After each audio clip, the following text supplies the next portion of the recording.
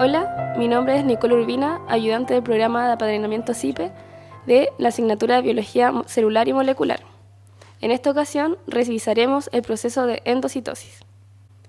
En este video veremos las características generales de los distintos mecanismos de endocitosis, como son la fagocitosis, la pinocitosis y la endocitosis mediada por receptores, para luego compararlos entre sí e identificarlos en un par de ejemplos. Hay que partir definiendo qué es la endocitosis. La endocitosis es un transporte vesicular activo que consiste en la incorporación de partículas que están fuera de la célula hacia el interior para ser degradadas o ser incorporadas generalmente como nutrientes. En las células eucariotas puede funcionar como mecanismo de defensa o para la incorporación de nutrientes. Es posible identificar tres mecanismos de endocitosis: la fagocitosis, la pinocitosis y la endocitosis mediada por receptores. Por lo general, en estos tres mecanismos se forman vesículas, los cuales se denominan endosomas. Como vimos, uno de los mecanismos es la fagocitosis, la cual consiste en la ingestión de partículas grandes, como microorganismos o desechos celulares, por medio de vesículas de gran tamaño denominadas fagosomas. Las células fagocíticas especializadas son las que utilizan por sobre todo este mecanismo, tales como los macrófagos. La célula fagocítica reconoce proteínas en la superficie del invasor, uniéndose con receptores e induciendo la formación de proyecciones de membrana plasmática formadas a través de filamentos de actina llamadas pseudópodos. En esta imagen es posible ver estas prolongaciones de membrana que están atrayendo estos microorganismos que corresponden a los pseudópodos. Los pseudópodos internalizan la bacteria y se fusionan con sus extremos formando el fagosoma. Posteriormente, esta vesícula se fusiona con un lisosoma que digerirá el microbio. Este mecanismo, por tanto, no solo es importante para términos de nutrición, sino también para defendernos contra microorganismos invasores. Esta imagen corresponde a una microfotografía electrónica de un neutrófilo, un tipo de célula fagocítica, en el momento que está ingiriendo una bacteria que se encuentra en proceso de división. Esta imagen corresponde a una microfotografía electrónica de barrido de un macrófago que fagocita 2 eritrocitos. Estas flechas muestran una especie de collar que envuelve a los eritrocitos, o cinturón, que es el pseudópodo envolviendo al eritrocito. La pinocitosis implica la ingestión de líquido y moléculas pequeñas. Las células eucariotas ingieren de manera continua partes de su membrana plasmática en forma de vesículas pinocíticas que más tarde se devuelven a la superficie celular. La velocidad de internalización de vesículas dependerá del tipo celular.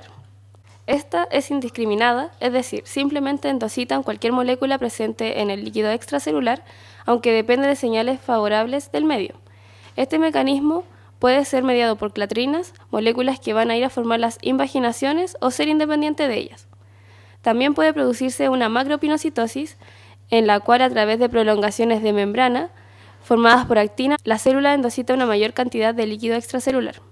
Acá es posible observar una microfotografía electrónica que muestra una secuencia de acontecimientos en la formación de la vesícula, recubierta a partir de clatrinas que forman esta fosa. Después de desprenderse de la membrana plasmática, las vesículas pierden con rapidez su cubierta y se fusionan con el endosoma. El líquido extracelular queda atrapado en la fosa a medida que se invagina y forma una vesícula.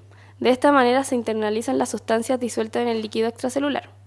Por lo general, esta captación de líquido se equilibra con la pérdida durante la exocitosis. Por otra parte, existe la endocitosis mediada por receptores, en la cual, a diferencia de la pinocitosis, las macromoléculas del líquido extracelular se unen a receptores complementarios en la superficie celular e ingresan a la célula como complejo macromolécula-receptor dentro de vesículas recubiertos por clatrina. Este representa un mecanismo selectivo de concentración que aumenta la eficacia para internalizar determinadas macromoléculas en comparación con la pinocitosis. Un ejemplo de esto es la capacidad de células animales para captar colesterol que requieren para elaborar una nueva membrana. El colesterol es muy insoluble y se transporta en la sangre unido a proteínas en la forma de partículas denominadas lipoproteínas de baja densidad o LDL.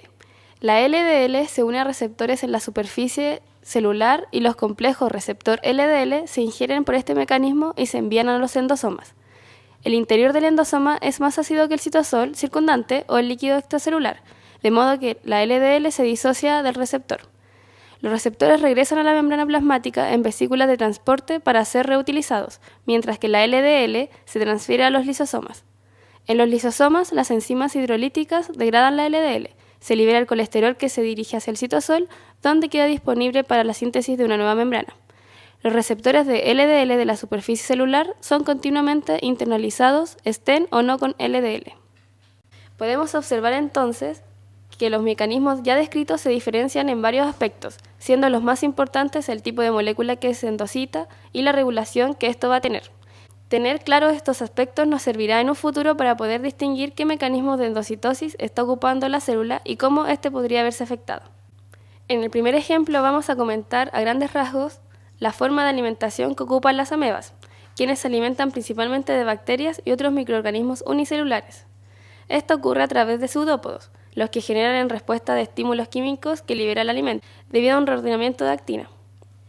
Luego, este ya es importado dentro de la célula, se unen a vesículas con ácido, lo que va a digerir el alimento. ¿A qué mecanismo endocítico corresponde esto? Como si pudieran identificar, esto corresponde a un proceso de fagocitosis. Otro ejemplo clásico es la fagocitosis que realizan los macrófagos, como parte de la respuesta inmune innata, la cual sucede de la misma manera. Otro ejemplo es el mecanismo que utilizan las células para importar hierro. Esto ocurre gracias a la transferrina, la cual se une al hierro y posteriormente sirve como ligando, el cual es reconocido por receptores específicos. Cuando el receptor se ve activado, se genera una invaginación de la membrana plasmática gracias a clatrina. Ya formada la vesícula en el interior de la célula, el hierro llega al citoplasma gracias a un transportador específico. Finalmente, tanto el transportador como los receptores vuelven a la membrana. Este, por tanto, es un ejemplo que corresponde a la endocitosis mediada por receptores. Como pudimos observar, la endocitosis es un proceso esencial en la célula, permitiendo la incorporación de sustancias de utilidad para sí misma o limpiando desechos celulares de su entorno e incluso agentes patógenos, por lo cual va a ser importante comprenderla. Esperamos que este video haya sido gran ayuda para su aprendizaje. Nos vemos luego.